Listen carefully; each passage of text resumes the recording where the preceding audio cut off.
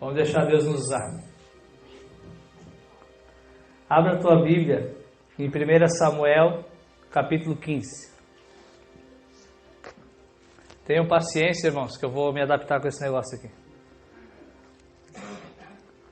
1 Samuel 15, 13. Uma vez eu falei para minha esposa que um dia eu ainda iria pregar num estádio de futebol.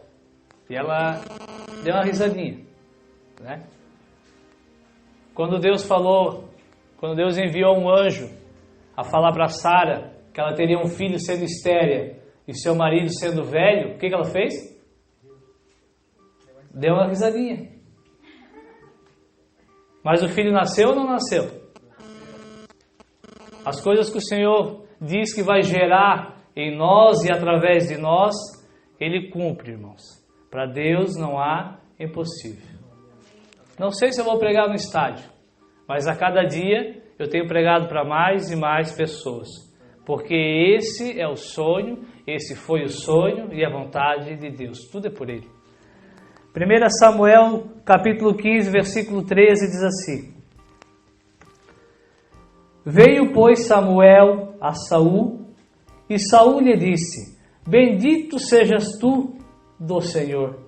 Executei a palavra do Senhor. O profeta Samuel chega diante do primeiro rei instituído em Israel. E quando o rei vê Samuel, quando o rei se depara com um representante de Deus, ele chega para Samuel e diz: Bendito sejas tu, homem de Deus. Tenho feito tudo o que tu me ordenou. E será que realmente ele tinha feito tudo que Samuel, inspirado por Deus, mandado por Deus, tinha ordenado? Nós começamos no meio da história, nós vamos voltar um pouquinho na história. Deus tinha dado ordem, e a ordem de Deus se questiona? Não. O tema da nossa pregação nessa noite é obediência ou juízo. Nós temos aprendido que com Deus, durante a nossa peregrinação, a nossa vida cristã, nós temos quantos caminhos? 2. Nós temos 2 opções. Nós temos 2 escolhas. Nós temos 2 consequências. Nós temos 2 endereços. Tudo com Deus é sim, sim, não, não. Amém? Então, o que nós vamos aprender, vamos ouvir nessa noite, irmãos, que ou é obediência ou é juízo. Ou obedecemos ou seremos condenados. Nós temos um estudante de advocacia no nosso meio. Ele tem aprendido sobre as leis. E aqueles que desobedecem são dignos de juízo e condenados. Com Deus não é diferente. Nós ouvimos um pouquinho mais cedo que não é quem diz que vai fazer que agrada o Senhor. Quem é que agrada o Senhor? Aquele que realmente faz. Então Saul achou que poderia enganar Deus. Ele falou: Bendito sejas tu, profeta. Vamos dar glória junto, porque eu fiz tudo o que o Senhor mandou. Eu fui lá e destruí o povo de Amaleque. Matei quem Deus mandou matar. Mal sabia ele que a desobediência já tinha vindo e gerado juízo sobre a vida dele. Vamos voltar para o versículo 3. Aqui nós vamos encontrar a ordem que Deus deu. No 13 ele diz que ele fez tudo, né? No 13 ele diz: executei a palavra do Senhor. E no 3 diz assim: Vai, pois, agora e fere a Amaleque, e destrói totalmente tudo o que tiver, e não lhes perdoes, porém matarás o homem até a mulher, desde os meninos aos de peito, desde os bois até as ovelhas, e desde os camelos até os jumentos. Verso 9. E Saul e o povo perdoaram a Agag, e o melhor das ovelhas e das vacas, e as da segunda sorte, e os cordeiros, e o melhor que havia, e não os quiseram destruir totalmente. Porém, a toda coisa vil e desprezível, destruíram totalmente. Amém? Esse rei aqui, ele cumpriu a palavra do Senhor? Não. A ordem no versículo 3 era destruir tudo. Eu não vou me ater a essa questão, irmãos. Eu sei que muitos, por não conhecer a totalidade das Escrituras, a totalidade da palavra, a totalidade dos símbolos, ficam meio chocados quando ouvem que Deus manda matar desde os homens até as mulheres, desde os meninos até os que amamentam, até os que mamam. Só que se a gente for, só para dar uma pinceladinha, essas nações representavam tudo que se opunha a Deus. Amém? Eram nações idólatras, eram nações que não adoravam e não buscavam ao Senhor. E Deus mandava destruí-las. Essas nações representavam um perigo. Elas eram símbolo do pecado, símbolo da desobediência. E elas representavam um perigo para o plano que Deus tinha sobre quem? Israel, o seu povo. Então é por isso que Deus nos coloca regras que devemos obedecer. As regras que Deus nos dá, as regras que Deus nos pede, as privações, as coisas que devemos aniquilar da nossa vida, são coisas que colocarão a nossa salvação em jogo. Vamos continuar lendo no verso 14. Começamos no 13, vamos ler a sequência da história. Então, veio Samuel, 14. Então disse Samuel: que balido, que barulho de ovelhas é este nos meus ouvidos? E o mugido das vacas que ouço? E disse Saul: de Amaleque as trouxeram. De Amaleque o quê? O que está escrito ali? As trouxeram. Lembra de Adão e de Eva, ouvimos semana passada? No 13 ele diz: eu fiz tudo o que o Senhor mandou. Aí no 3 a gente ouviu as ordens. No 9 ficou comprovado que ele desobedeceu. A Bíblia diz: ele, o rei, e o povo. As pessoas podem até não querer junto contigo, te influenciar, só que quem tem mais domínio e mais responsabilidade sobre a tua vida és tu mesmo. Aqui nós vemos a figura do rei Saul. A maior responsabilidade sobre a nação era dele. Ele e o povo não quis, mas quem foi confrontado foi ele. E qual foi a resposta dele? Samuel disse: tu fez tudo? O que é esse barulho que eu estou ouvindo? Ele falou: fui pego, mas vou dar uma desculpa. Descobriram que eu fui desobediente, mas vou dar uma desculpa. A gente sempre vai se arremeter a quem nessa situação? Que outro rei? Que outro rei foi surpreendido em pecado e não deu desculpa? Davi. Aqui ele diz: olha, trouxeram. O povo trouxe. Vamos continuar lendo. Trouxeram porque o povo perdoou ao melhor das ofertas e das vacas para oferecer, desculpa, continua. Para oferecer ao Senhor teu Deus. O resto, porém, temos destruído tudo. Ele falou: trouxemos porque o povo quis, ficou com dó. Mas trouxemos, na verdade, porque nós somos bons, nós somos obedientes. Nós somos obedientes à lei. A lei pede sacrifícios. Só que melhor, irmãos, melhor do que obedecer é o quê? Melhor do que sacrificar é o quê? Obedecer. Não há desculpa para cumprirmos os mandamentos de Deus pela metade. Eu não posso fazer coisas ilícitas para ajudar pessoas necessitadas. Eu não posso aceitar suborno, dinheiro ilícito para glorificar o nome de Deus, para fazer a obra de Deus. Posso? Jamais. O que Deus pede é a nossa obediência. Versículo 19. Porque, pois, ele vai dando as desculpas, ele foi desobediente e sobre ele veio o juízo de Deus. Essa cena aqui, irmãos, esse juízo sendo feito, instituído sobre a vida dele, constitui sobre as nossas vidas o dia que nós morrermos ou o dia que o Senhor voltar. Amém? Se nós formos surpreendidos como ele foi. Isso aqui é figura da volta de Cristo. Por que, pois, não desses ouvido à voz do Senhor? Antes voasse ao despojo e fizeste o que era mal aos olhos do Senhor.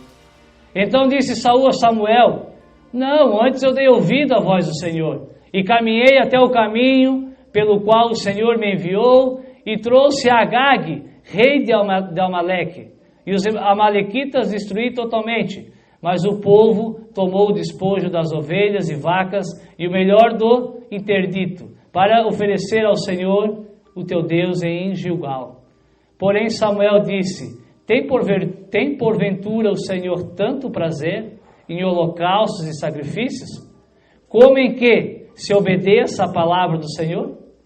Eis que o obedecer é melhor do que o sacrificar, e o atender é melhor do que a gordura dos carneiros.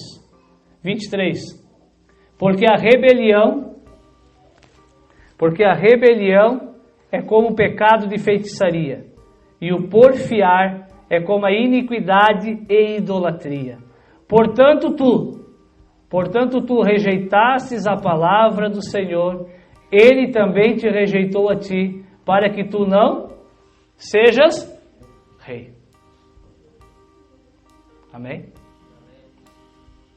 Aquilo que o Senhor tinha ungido, aquilo que o Senhor tinha dado, o Senhor fez o quê? Tirou. Por que o Senhor tirou? Porque ele não deu ouvidos à voz do Senhor. Porque ele não deu ouvido às ordens do Senhor. Amém, irmãos? Não se engane. O Senhor nos elegeu. O Senhor nos elegeu, o seu Espírito está sobre nós.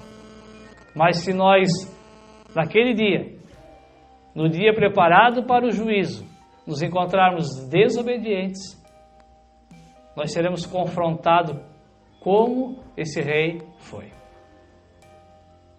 Tu vai poder espernear, tu vai poder dar desculpa, tu vai dizer que tu não queria por causa de tanto escândalo, tu vai dizer que tu não queria ouvir homens porque a maioria dos pastores são ladrão, mentiroso. É verdade. Só que se tu parasse para ouvir e para se atentar nas Escrituras, já nos foi alertado. Até sobre isso Deus nos alertou, que nos últimos tempos seriam gananciosos, mentirosos, lobos vorazes. Só que a palavra nos garante que os remanescentes sempre permanecem. Se não houver remanescente, a palavra de Deus não é verdadeira. Se não houver remanescente, Deus foi vencido pelas trevas. Amém, irmãos? Não haverá desculpa. Não haverá desculpa do marido nem da esposa. Não haverá desculpa se a tua intenção era boa. Só existe uma intenção boa do Senhor. Vamos parar de dar desculpa. Aquilo que tinha sido dado a ele, irmãos, por quem que foi dado? Quem deu a ele o reinado? Deus. Esse mesmo Deus tirou. É só Deus quem dá e é só Deus quem tira. Deus dá por amor. Deus não dá por Deus dá por obediência? Não. É isso que nós temos que entender. É isso que muitos pregadores confundem. Deus dá por amor, graça. Mas Deus dá por desobediência. Rebelião, irmãos, é pecado. Deus cria as regras. Deus vem me ensinando. Deus vem me pedindo. E a minha atitude de não obedecer, de não corresponder, se faz rebelião com quem? com o dono das regras. Rebelião aqui diz que é semelhante ao pecado de feitiçaria, e porfiar é como iniquidade, idolatria. O que é iniquidade? Muitos não sabem. Iniquidade é pecado que não é abandonado. Iniquidade não tem perdão, irmãos. Amém? Iniquidade é eu viver uma vida no pecado. É Cristo, eu me batizar, morrer da forma que eu me encontrava. Amém? E a palavra porfiar significa discutir, questionar. Amém? Se tu tens se rebelado contra o Senhor, se tu insiste, talvez não em palavras, mas no teu coração dizer, ai, é muito difícil, não dá. Tem um limite para tudo nessa vida. Se o Senhor disse que dá, irmãos, então, dá. Se o Senhor disse que devemos, então, devemos. Se o Senhor disse que vai nos ajudar, então Ele vai nos ajudar. Se o Senhor diz em 1 Pedro capítulo 2, versículo 9 e 10, que Ele escolheu, que Ele chamou um povo diferente, que Ele elegeu um povo santo para anunciar suas virtudes, então, dá. Vamos parar de porfiar, irmãos. Vamos parar de discutir com o Senhor, de questionar com o Senhor. Amém? Isaías 1,16. Isaías, capítulo 1, versículo 16. Lavai-vos, purificai-vos, tirai a maldade dos vossos atos diante dos meus olhos, cessai de fazer o mal. Aprendei a fazer o bem, praticai o que é reto, ajudai o oprimido, fazei justiça ao órfão, tratai a causa das viúvas. Deus inspira o profeta Isaías para confrontar o povo. No começo do capítulo 1, Deus fala, criei filhos, escolhi filhos, e uma das passagens mais lindas da Bíblia, lá no Antigo Testamento ainda. Deus fala, eu não vos escolhi, ó Israel, porque vocês eram os mais bonitos, os mais fortes, os melhores, os bons. Eu escolhi vocês por um único motivo. Alguns lembram. Que motivo era esse? Porque eu vos amei. Ele fala, vocês não eram melhores do que nenhuma outra nação. Eu escolhi vocês porque eu vos amei. E aqui ele fala através do profeta, no capítulo 1, nos primeiros versículos, criei filhos, os exaltei, mas esses filhos não me conhecem. Esses filhos prevaricaram. Esses filhos têm quebrado as minhas regras. E ele vai citando nos versículos tudo que eles estavam fazendo, tudo que eles estavam defraudando, tudo que eles estavam desobedecendo. A notícia boa, irmãos, qual é a notícia boa hoje? Qual é a notícia boa hoje, diante dessa palavra? Que Jesus ainda não voltou. Se ele tivesse voltado, muitos de nós teríamos tido o fim de Saul. Muitos de nós até hoje tivemos a oportunidade talvez de obedecer, mas o que viria sobre nós seria o quê? O juízo. Até Cristo voltar, o Senhor irá nos exortar. Ele aponta tudo, tu pode ler em casa os versículos até o 16, tudo que eles estavam desobedecendo. Mas a desobediência não é o fim até que venha o juízo. O Senhor falou, olha, nesses versículos, resumidamente, o que eles tinham que fazer? Ele falou, ó, lavai-vos, né? Mude a sua conduta, ajude os órfãos, as viúvas. O que eles tinham que fazer? Se arrepender. Amém, irmãos? Para que o juízo não venha, nós precisamos de arrependimento. E arrependimento é o que nós vimos aqui? Mudança de conduta, mudança de comportamento. Nos versículos anteriores, ele vai mostrando tudo que eles estavam desobedecendo. E no 16 e no 17, era tudo que eles tinham que consertar. Arrependimento, mudança de conduta. E olha o que diz no versículo 18. Olha o que Deus fala para mim e para ti. Depois que tu reconhece que tem sido desobediente, vinde então e arguir-me, diz o Senhor. A palavra arguir significa argumentar, não questionar, mas argumentar, depois do direito adquirido, em cima da promessa de Deus. Deus fala que não importa qual seja a tua desobediência, se tu demonstrar arrependimento, tu pode chegar diante dele requerendo o perdão. Diz o Senhor, ainda que os vossos pecados sejam como a escarlata, eles se tornarão brancos como a neve. Ainda que sejam vermelhos como o carmesim, se tornarão brancos, se tornarão como a lã branca. 19. Se quiseres e ouvires, comereis o melhor dessa terra. Mas, se recusares, se fores rebelde, desobediente, se fores murmurador, se fores porfiador, sereis o quê? Devorado à espada, porque a boca do Senhor assim o disse. Amém? Irmãos, ou nós obedecemos, ou nós seremos julgados. A decisão é nossa. Ali diz, se tu quiseres. A graça vai até um ponto. A obra do Espírito vai até um ponto. A graça foi te trazer aqui nessa noite. O Espírito foi fazer com... A parte do Espírito foi fazer com que tu viesse até aqui. A parte do Espírito é falar e pregar. Agora, eu tenho que querer. Eu tenho que ouvir. Eu tenho que corresponder, irmãos. E o resto quem faz é Deus. Deus falou, se arrependa. Se arrependa e venha diante de mim. Venha diante de mim e tu vai experimentar o perdão.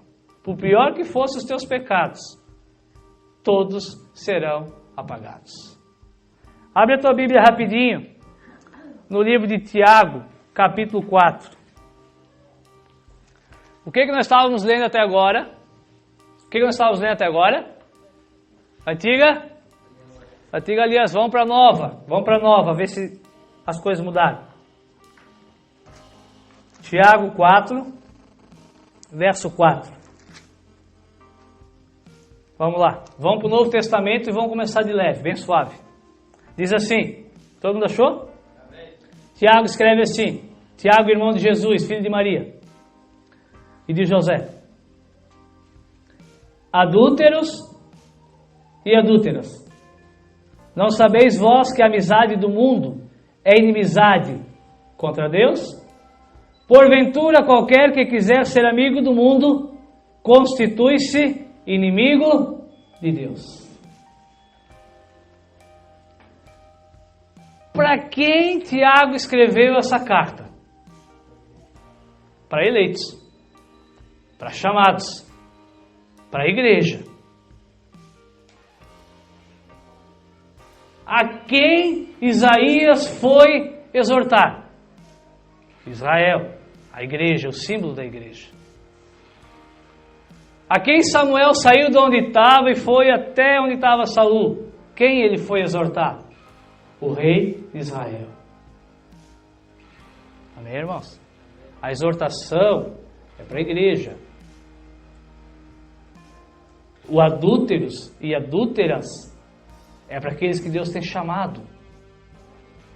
Eu sei que é uma palavra forte, né? É um significado forte. Adúltero é alguém que trai quem? O seu cônjuge. A sua outra parte, o seu pertencente. Quando nós casamos, nós pertencemos uns aos outros. Amém? Então o Senhor vai chamar de adúltero e de adúltera, não o infiel, mas aquele que Ele deu a graça de ser a sua esposa.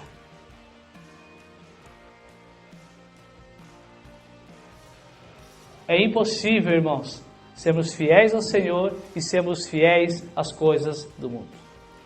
É impossível É impossível amar minha esposa e amar outras mulheres. Com o Senhor é a mesma coisa. Por mais que tu não queira.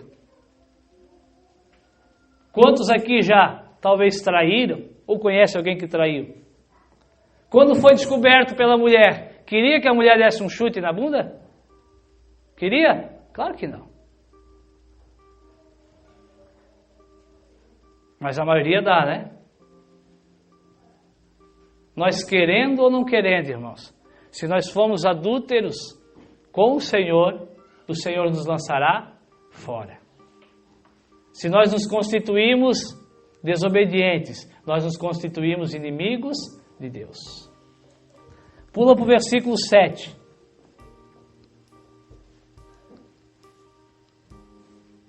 Sujeitai-vos, pois, a Deus. O mesmo que Isaías falou no capítulo 21 do seu livro. Sujeitai-vos, pois, a Deus. Resisti ao diabo, e ele fugirá de vós. Chegai-vos a Deus, e ele se achegará a vós. Limpai as mãos, pecadores, e vós, de duplo ânimo, purificai o coração. O que é ter duplo ânimo, irmãos? Querer agradar a Deus e querer agradar o mundo. Saul tinha duplo ânimo. Ele fez só metade das coisas.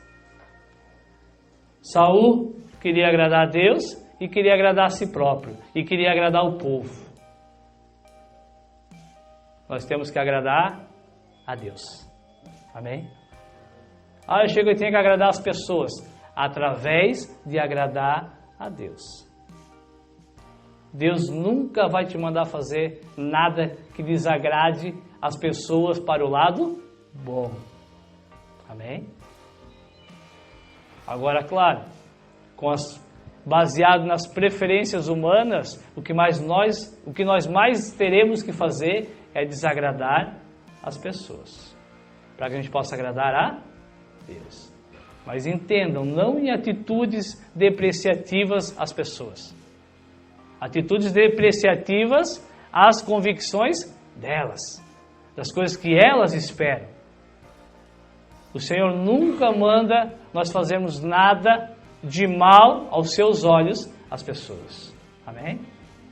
Verso 9. Senti as vossas misérias. Ele vai começar a falar de arrependimento. Senti as vossas misérias, lamentai, chorai, converta-se o vosso riso em pranto, e o vosso gozo em tristeza. Arrependimento é mudança de conduta. Para nós sermos reconciliados com o Senhor, se nós assim nos encontramos, adulterando os mandamentos do Senhor, as coisas que hoje nós sentimos prazer, nós temos que começar a sentir o quê? Vergonha. A coisa que mais me deixava alegre, irmãos, era eu ser um machão. Hoje meu irmão está aqui, aquele baixinho invocado ali. O meu maior orgulho era ser um conquistador e um machão. Se me chamasse de feio, eu já descia do carro para brigar. Se piscasse para mim, eu já estava em cima. Era o que mais me orgulhava. Será que teria como eu continuar com essa alegria? Coisas que o Senhor abomina? O Senhor abomina? Fornicação. O Senhor abomina? A ira. O orgulho, a soberba. Então foi necessário que essas coisas que me davam alegria se transformem em tristeza. Eu tenho que parar de gostar dessas coisas. Se eu me pegar em uma dessas, eu tenho que me encontrar triste. Alguém que gosta de se manter na tristeza? Não.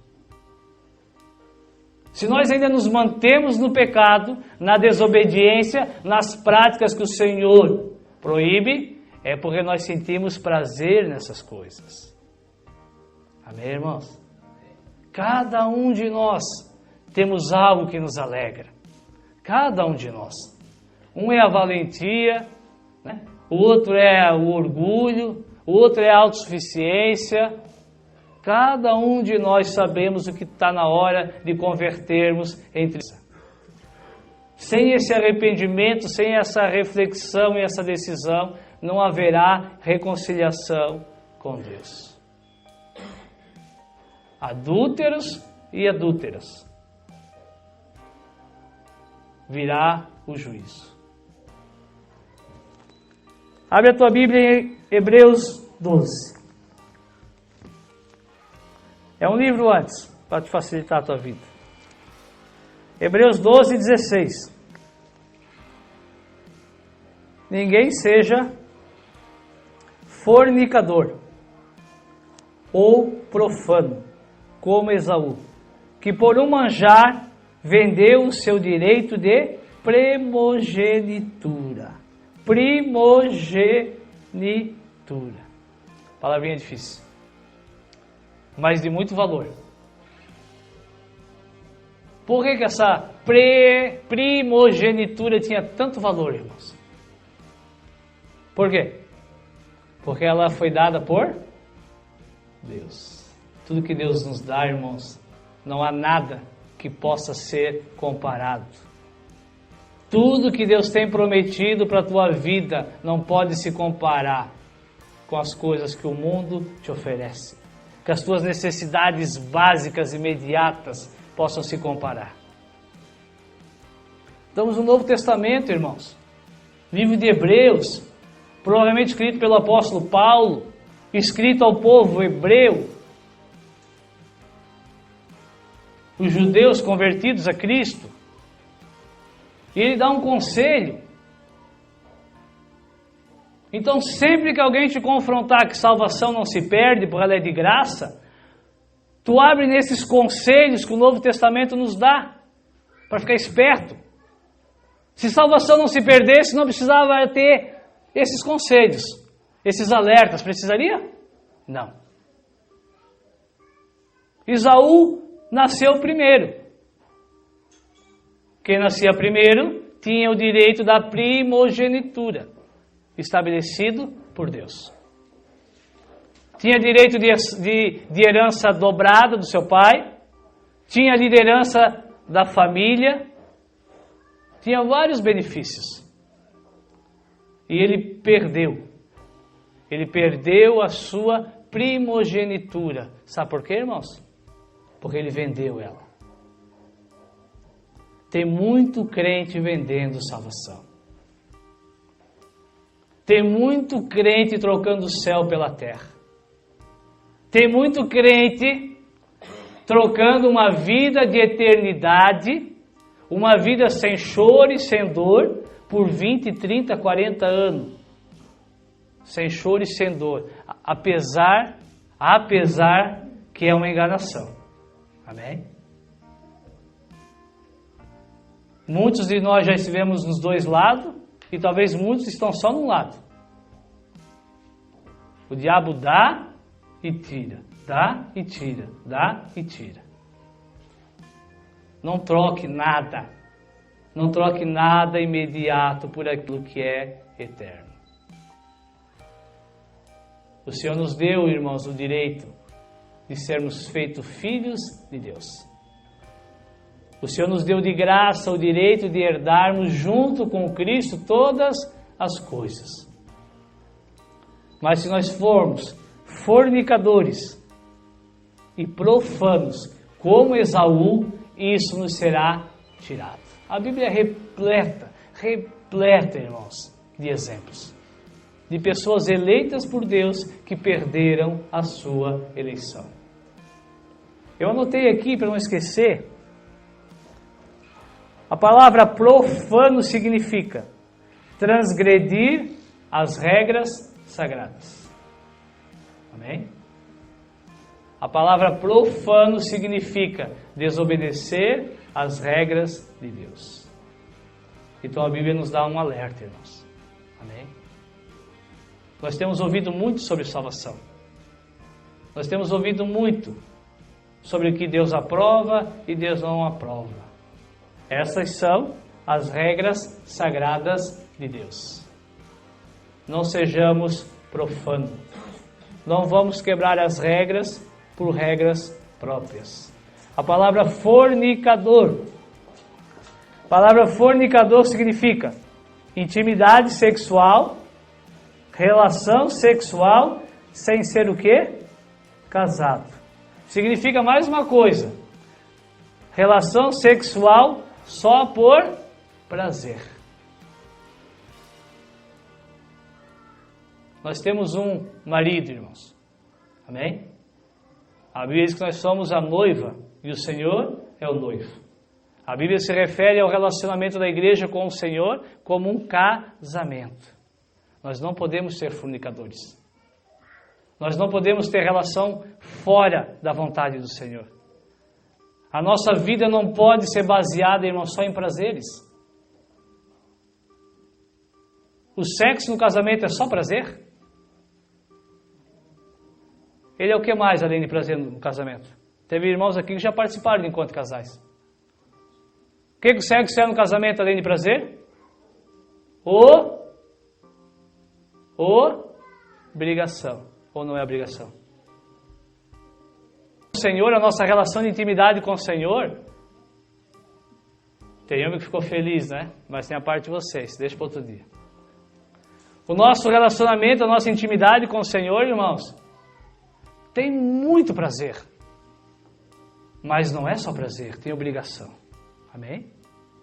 Por isso que Esaú é chamado de profano, de fornicador. Ele só queria os prazeres. Ele só queria as coisas imediatas. Ele não estava nem aí para as coisas de Deus. Ele não tinha o entendimento de ter sido o primeiro, de dar continuidade na linhagem do seu pai, de dar continuidade na promessa que estava sobre Abraão, sobre Isaac e viria sobre ele. E iria até Cristo. Sabe pelo que ele vendeu esse privilégio, esse direito, essa eleição? Pelo um prato de guisado. Eu nem sei o que é isso. Alguém conhece o que é guisado? Não. Claro que a gente lê que era um prato de lentilha, alguma coisa, mas devia ser muito ruim. Devia ser comparado com abobrinha.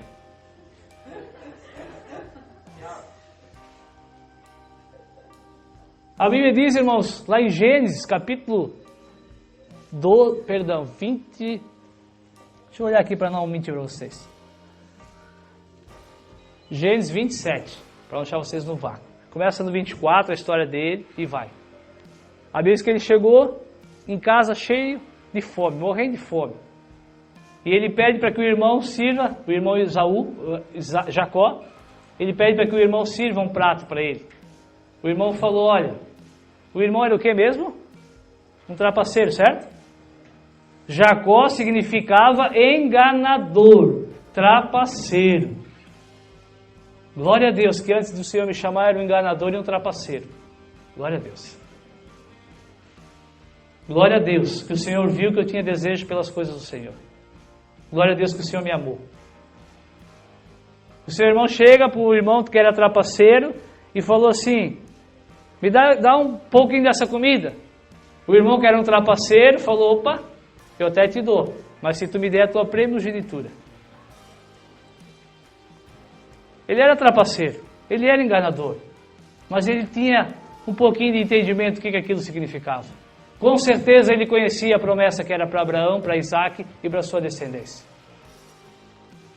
E aquele que era fornicador, que só pensava nos prazeres, aquele que era profano, que não atentava para as regras do Senhor, o Senhor tinha estabelecido essa regra. Ele falou, dá para cá essa comida? De que me serve ser o primogênito se eu morrer de fome? Amém? Ele não cria e não sabia que quem tem promessa de Deus não morre antes da hora. Ele não sabia que provação não mata crente. Provação salva crente. Amém? Provação, irmãos, edifica crente. Provação leva o crente para mais perto do Senhor. Ele era um profano, um fornicador, só queria os prazeres. Olha o versículo 17, estamos acabando. Porque bem sabeis que querendo ele ainda, pois herdar a bênção, foi rejeitado, porque não achou lugar de arrependimento, ainda que com lágrimas o buscou. O alerta aqui nos diz que nós bem sabemos. O autor fala para os hebreus, vocês bem sabem. Por que eles bem sabiam? Porque eles conheciam Esaú, eles conheciam a história. Tinha se passado 1000 e tantos anos, mas a história estava registrada e a história continua registrada. Ele vendeu o seu direito, mas ali ainda ele não tinha vindo juízo sobre ele. Quando seu pai estava próximo de morrer, quando a promessa estava para se cumprir, irmãos, o pai manda chamar o filho para abençoar. E a sua mãe chama o filho mais novo e envia o filho mais novo. E quando ele chega, o filho mais novo, aquele que desejava as coisas do Senhor, o enganador, mas que queria as coisas do Senhor, que depois, se tu quiser ler a história, Deus foi lidando com ele depois desse acontecimento. Ele vai fugir do seu irmão, ele vai ter várias experiências com Deus. Deus chama enganador, irmãos, mas não usa enganador. Amém? Para que tu não confunda. Deus chama trapaceiro, mas Deus transforma os trapaceiros. Ele foi morar com seu sogro, foi enganado várias vezes pelo sogro, para ele ver como é ruim ser enganado, como que é ruim, as coisas que Deus proíbe é porque são ruins. Ele volta para sua terra, no caminho de volta, a Bíblia diz que ele lutou com um anjo, e ele falou, não te largo enquanto tu não me abençoar, e o anjo falou, a partir de hoje, tu não será mais chamado Jacó, enganador, mas será chamado o quê? Israel. Esse cara aqui, irmãos, tu já ouviu falar em Israel, né? É a mesma, a nação de Israel. Essa que o diabo luta durante a história inteira para exterminar e nunca vai exterminar porque continua sendo o povo eleito de Deus. Nunca se esqueça, nós somos enxertados neles. Nasceu desse cara aqui. Deus foi tratando ele. O anjo falou, a partir de hoje teu nome é Israel, porque como príncipe tu lutou com Deus. A tua conduta é diferente. A tua conduta agora não é mais de enganador. A tua conduta agora é de homem de fé. Ele falou, ó, enquanto tu não me abençoar, eu não te largo. Ele demonstrou, irmãos, que a dependência dele, mesmo crendo na promessa, vinha de Deus. E voltando um pouquinho para o Esaú, ele chega, o irmão já tinha sido abençoado, e ele começa a chorar diante do pai. O pai falou, meu cidadão, meu filho amado, não tenho mais o que fazer. Já abençoei. Amém, irmãos? Pode até ser que quando tocar a trombeta e tu ficar e eu ficar, pode até ser que Deus vai até se compadecer do nosso choro, do nosso lamento. Mas no dia do juízo, irmãos, não haverá mais lugar para arrependimento. Amém? O arrependimento dele não foi logo depois que ele vendeu. Ele vendeu a primogenitura e as coisas foram seguindo. Aí no dia de receber, ele já tinha vendido, ele queria de volta. E Deus não permitiu. Tu vai dizer, mas foi a mãe e o irmão que enganaram. Deus não permitiu. Porque ele era profano. Porque ele era fornicador. Deus não tem aliança com esses irmãos. Amém? Não vamos trocar as coisas que nos dão prazer pelas coisas que são eternas. O nosso relacionamento com o Senhor tem prazer, mas tem obrigação. Um relacionamento de fornicação, falando entre homens e mulheres.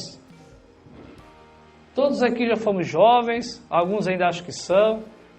A maioria já fornicou, mas a maioria sabe o que é fornicar, né? Fornicar é conhecer de noite, levar para casa e no outro dia nem acordar do lado. Que prazer maravilhoso, não é? Não tem obrigação nenhuma. Com o Senhor temos sim obrigações. Amém, irmãos? Casamento com o Senhor tem que ser um casamento de fidelidade. Caso contrário, no dia do juízo, o Senhor vai se divorciar de cada um de nós. Só lembrando, irmãos. Só lembrando. A parte boa é que nós nos encontramos no meio dessa história. Talvez até bem pertinho do fim. Mas ou nós obedecemos, ou nós teremos juízo. Vamos despertar. Vamos despertar, irmãos. Amém? Creio e espero que essa palavra possa ter te edificado, te confrontado, te fazer pensar, repensar, parar de se justificar. Lemos vários, aqueles que já estavam no nível do juízo, irmãos, sempre davam desculpas. Sempre colocavam a culpa em outras coisas. Só uma pessoa pode tirar a salvação de ti. És tu mesmo. As outras coisas, as outras pessoas podem te ajudar, podem te influenciar, assim como o povo influenciou Saul. Só que o responsável pelo povo, pela promessa, era o rei. Amém, irmãos? Glória a Deus.